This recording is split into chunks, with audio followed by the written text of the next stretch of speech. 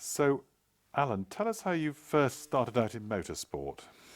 Well, I was always interested in motorsport right from my very early days. Yes. And it really started to crystallise when I was at Cambridge. Yes. I joined the Cambridge University Automobile Club, Yes.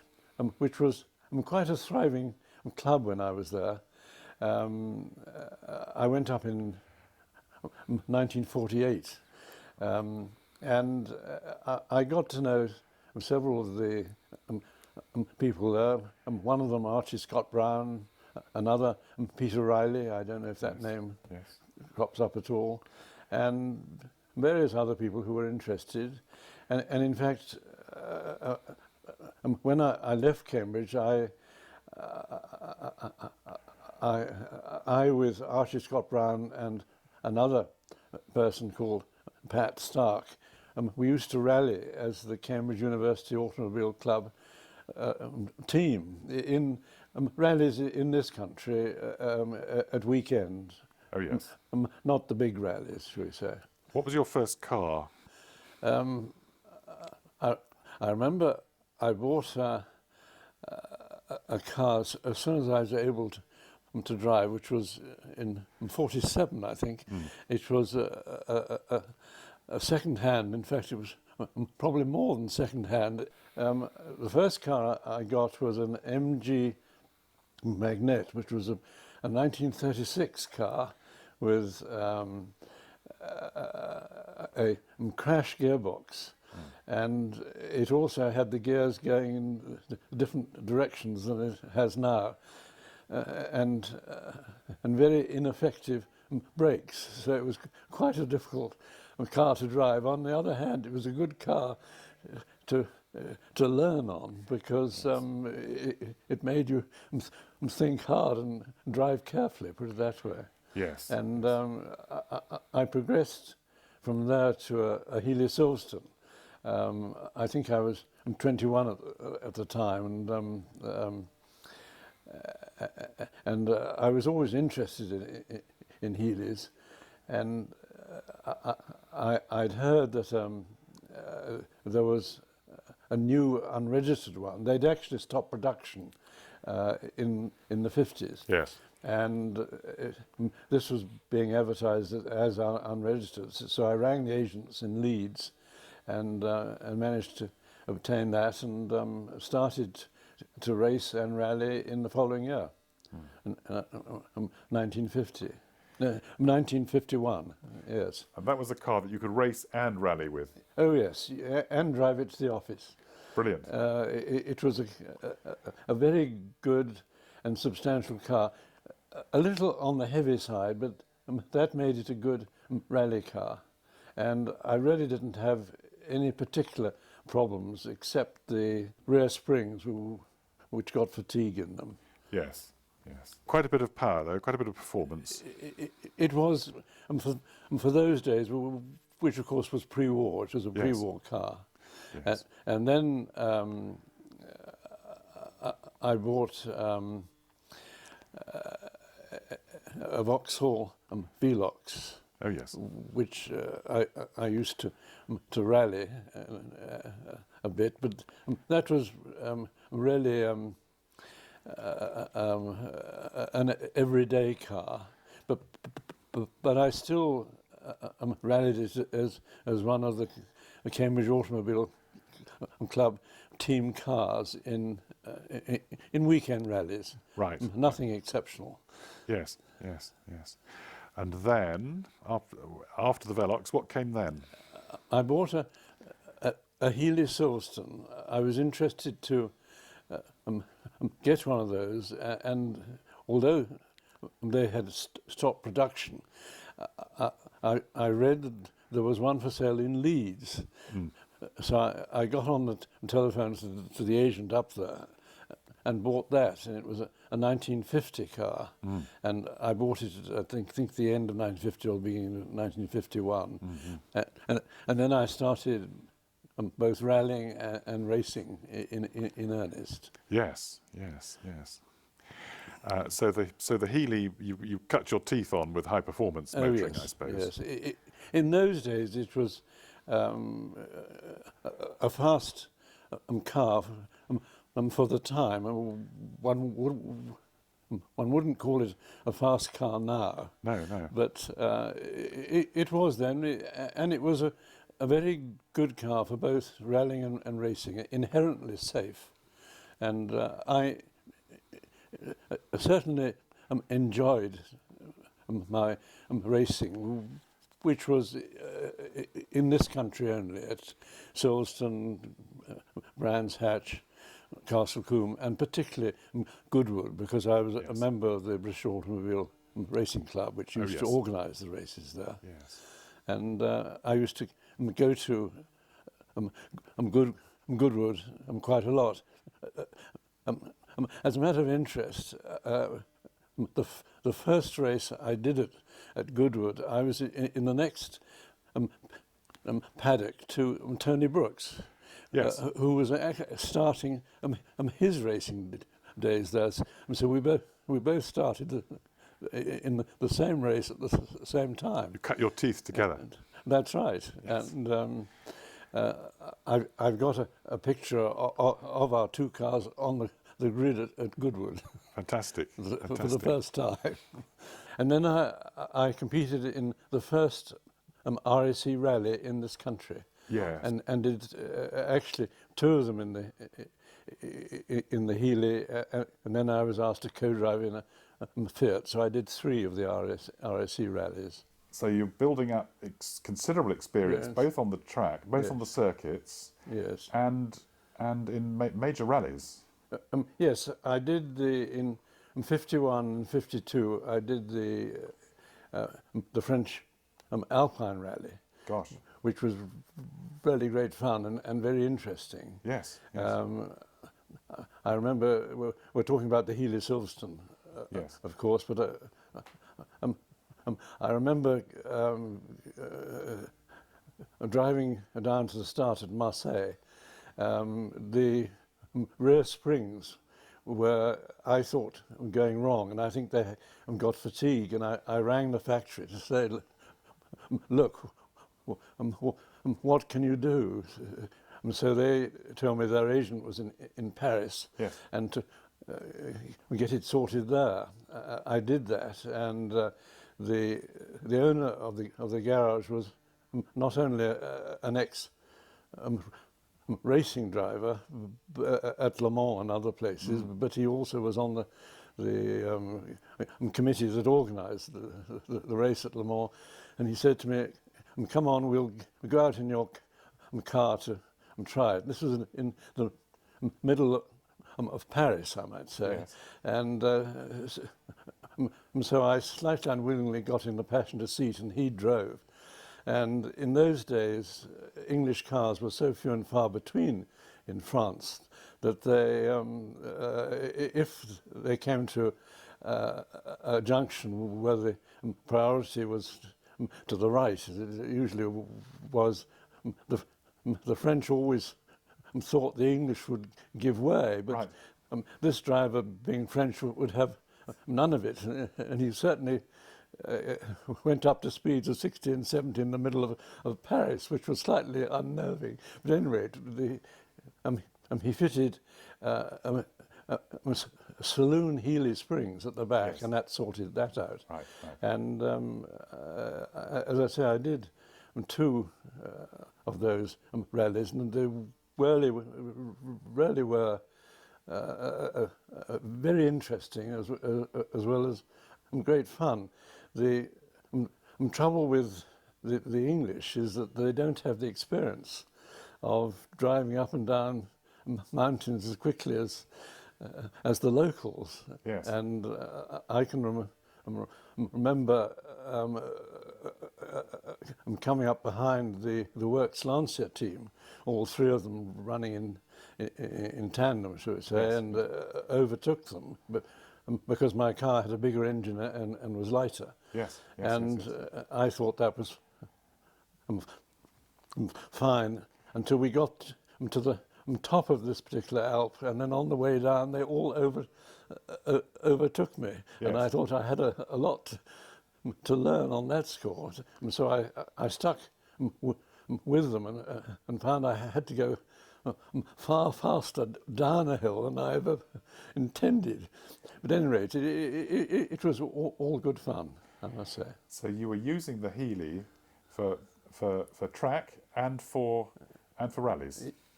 Yes, yes. And which was it better at? Rallies, Yes. to be exact, because it wasn't as fast in those days as the two cars which one was up against, which was the Jaguar XK120 Yes. and the Fraser Nash. Yes. It was too heavy, or the power weight ratio wasn't as good. So, what was the next step? The next step, having kept the Healy for about 3 years, I thought I'd get something a bit more competitive. Yes. So I'd met John Tojeiro at Cambridge. He lived just outside it. And so I thought it would be interesting to buy one of his cars or one of his chassis, because in those days he didn't make anything more than the chassis. He managed to get hold of one for me, which was actually an ACA chassis, which of course he designed. Yes. And where did you get it from? he actually took the one from the Earl's Court show at that time, because I was getting nervous that I wouldn't get one for the following season, and Earl's Court was always in October, I think. Yes. And he took the car off the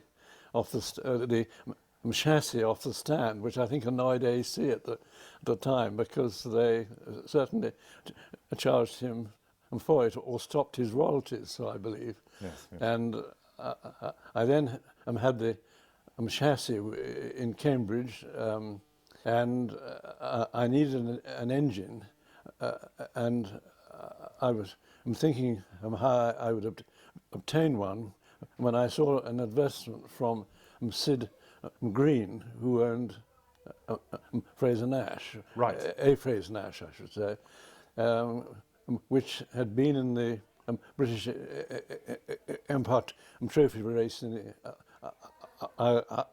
Isle of Man, Yes.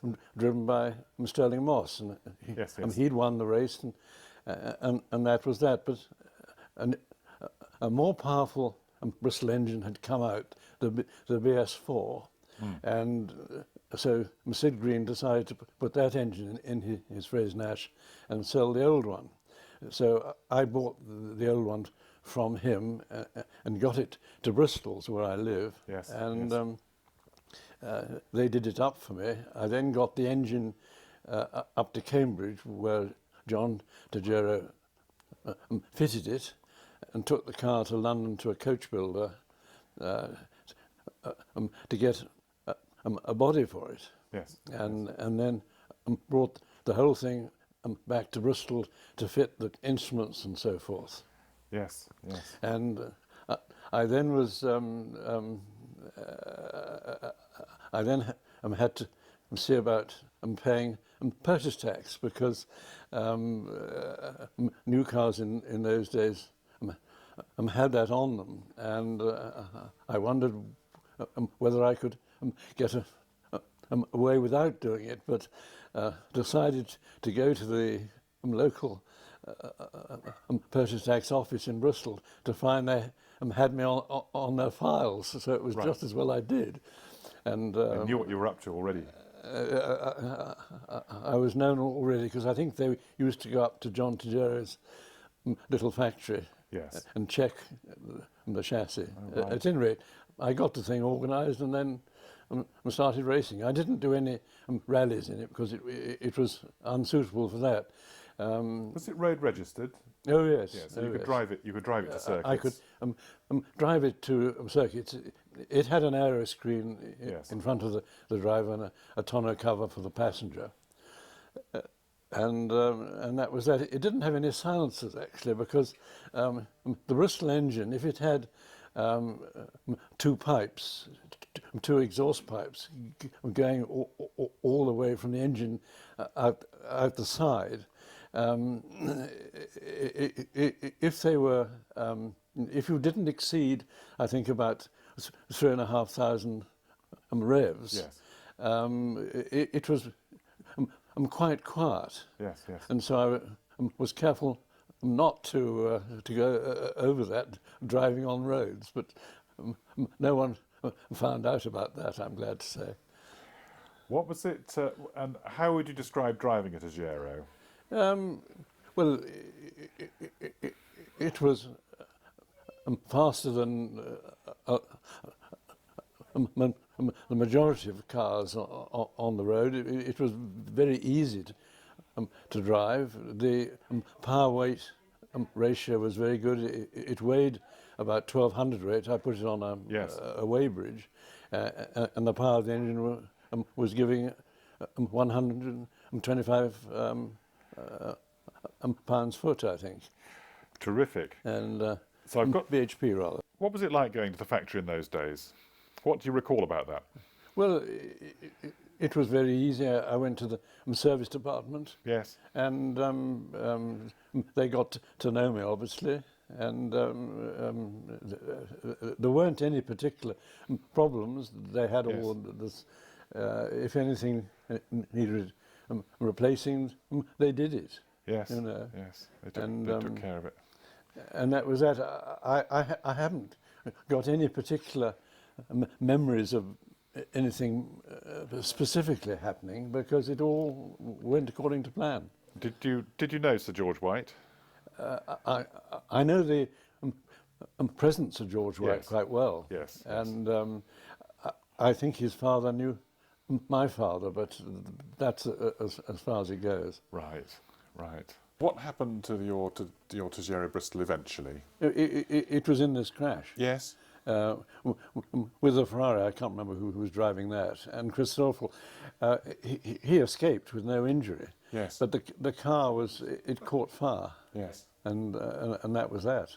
I mean, I know the whole thing was destroyed. Yes. So that was the end of it. But talking about number plates, I always liked the number on my Healy, which was OUB 68. I wish I'd kept that. Right. So this is your Tojeiro Bristol. That's right. I think I'm racing there at Brands Hatch, but with that picture, because if you look at the tracks on the road, you'll see that I'm in a four-wheel drift. Yes. And so the photographer was not in any danger, although it looks as if he's going to be hit, but I'm actually sliding in front of him. But no, it was a nice-looking car, I always thought. Was yours a live axle, do you remember? No, it was a leaf spring. Yes. Both transverse leaf spring. A transverse leaf spring, and both front and back. And with independent wishbones suspension, front and rear. That's right. Yes. Well, mine was exactly the same. Very well designed, I thought. It was. One thing that I found that John Tojeiro forgot to put the grease nipples in the steering. Right. So when I was driving, it got very stiff indeed. Well, once we'd sorted that, it was a very easy car to drive, actually. Yes. So how long did you campaign with it, and what were the results? About 3 years. Yes. But I always had trouble with the brakes. I knew they worked well in the front, but not the back wheels. And there was 2 master cylinders, one front, one back, and there was a balancing lever between. Yes. And I was putting more and more emphasis on the back, but I was never able to get them working properly on the back, which was fine in the dry, but in the wet it made life very difficult indeed. Very difficult. And I didn't ever succeed in getting it as it should have been until the owner, the person I sold the car to, drove it on the road without the bonnet on. Yes. And found the whole, when the brakes were applied, the whole of the master cylinder, or the two master cylinders, were actually moving on the brackets that held them. So however much I put the emphasis on the back brakes, Yes. with the whole sort of master cylinder and supports were moving. So they weren't. And he found that out. And once he'd sorted that, the brakes worked perfectly. Of course, in those days, it was drum brakes. It was drum brakes and no servo. And no servo. Yes, That's right. So did you get 3 seasons from your Bristol engine? I think I did. Yes. But it was always difficult with the brakes, because I was never quite happy with them in any case. But it was a very well balanced car in the dry. Yes. I had no problem with that. But if the rain came, then life was difficult. Yes. Yes. And how did the Bristol engine behave itself? How was? Oh, perfectly. Yes. I had no trouble with it whatsoever. Yeah, so that was. And I mean, obviously, I kept within rev limits. Yes. But the only other thing I'd say with the car, that I decided on a back axle ratio, which actually was too high. Oh yes. And for the circuits I was racing on in England, it would have been fine at Le Mans or somewhere like that. Yes. But I chose the ratio I know was too high. And again, after I'd sold it to a friend of mine, he lowered the axle and managed to achieve really quite good times at race meetings. Yes. But one lives and learns in that game. What path did your motor racing career take after that? Well, it stopped really because I'd joined our family firm of steel stockholders. Yes. And my uncle, who was chairman, decided that I ought to spend time at our various branches. Yes. And the first appointment I had was over in Dublin, because we had a branch there. Oh yes. And I remember that I previously competed in the Circuit of Ireland trial a couple of times, and I liked Ireland very much. I thought it was a splendid country, so I was quite pleased to be posted over there, but there wasn't any chance of my carrying on any racing either in Ireland or England, for that matter. Yes. And so I gave it up and sold the car. And the only other racing I did, when I eventually came back, I bought a Triumph TR3 and raced that once or twice and found it really quite unsuitable, because the track was too small and it didn't have any of the road holding which I remember on either the Healy or the Tojeiro Bristol. So I thought, well, I'd got this car, it wasn't suitable for racing, and things move on, and I didn't really have the opportunity to get going again. I remember doing speed trials when you had to go to a bollard in the middle of the road and 180 degrees and then back again and stop over a line. Yes. I can remember my TR3 was one of the first cars with disc brakes. Yes. And one of the early disc brake things. Yes. And doing this, one put so much, when you were turning, one put so much pressure on the actual discs that they actually the disc actually warped. Yes. Gosh. And every time I went round, they were self-adjusting, Yes. So normally you hadn't, the brake pedal was the same feel, but having gone round this bollard, you know, at speed, with the discs actually warping, the next application of the brakes Yes. went to the floorboards. God. And but once you'd got the brakes up, it behaved quite normally. But it shows what pressures were put on The sideways on disc forces. brakes. There was one of the early disc brakes. Yeah. Talking about brakes in the Alpine rally, of course, one of the things one appreciates without thinking about it now is self-adjusting brakes. You know, on all cars, Yes. self-adjusting. In those days, the brakes, we had to jack the car up and adjust the brakes in our running time. Yes, gosh. And I can remember a long stage when, you know, you're using the brakes going downhill, but particularly that until I got involved with this, with the Works Lanciers, I was holding it back in third to give me some braking, you know, going down an Alp. And once I realized I had to get into fourth, which was top, to keep up with these people. Right. And so one was soon doing 100 down the thing. Because, you know, once you change into fourth, that's what you were doing, because they're quite steep, some of them. At any rate, I remember one particular stage when the brakes had been used so heavily that the first application went straight to the floor. Yes. On each corner. Yes. The second application came up, and the third application gave you some brakes. So you had to brake three times, to pump them three times every time you wanted to slow, which actually was quite hard work. Who else did you meet when you were racing? You've mentioned Archie Scott Brown.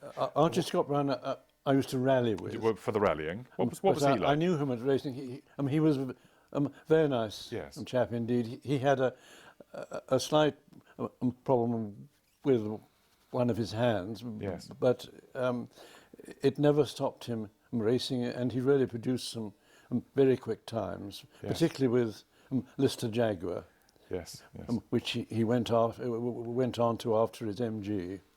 And Mike Hawthorne I got to know in the French Alpine Rally. Yes. And he was great fun to be with, and we used to.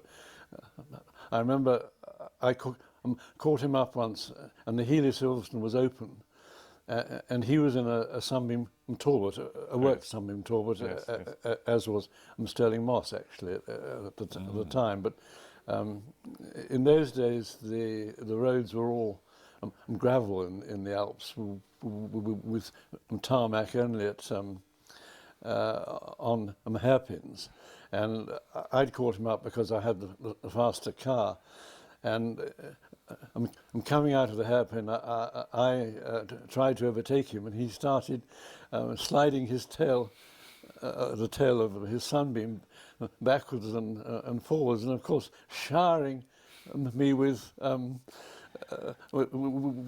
stones from the track, so much so that I couldn't really overtake him. They were all coming into the car. We didn't have the hood up, and he did that for a few corners, because you had to overtake really between the short straights, between corners. And at any rate, he eventually let me through, and I went up to him after the day's run and said, "What on earth were you playing with back there?" And all he said was, "I just thought I'd make it interesting for you. Come and have a drink." And that was that. Did you meet Brian Lister at that time? Oh yes, I knew him as well. Yes. I never thought of getting one of his cars, but he was a very successful constructor. Yes, and of course Archie Scott Brown was and he was his chief driver. Light. Yes, his leading light. Yes. But one used to meet quite a number of people who one saw at race meetings, particularly. Yes, and of course it was dangerous. It was so dangerous then. dangerous at race meetings. Yes. Oh yes, yes. So many people were injured. I've had 2 friends killed at Yes. race meetings Yes. at different times. Anyway, Yes. Yes. So was that the end of your motor racing career really? Yes. After the TR? yes, I didn't do anything else after that, or rally. There were other things Other things in life. that I took to, put it that way. Yes. Yes. Yes. Thank you so much. Not a bit.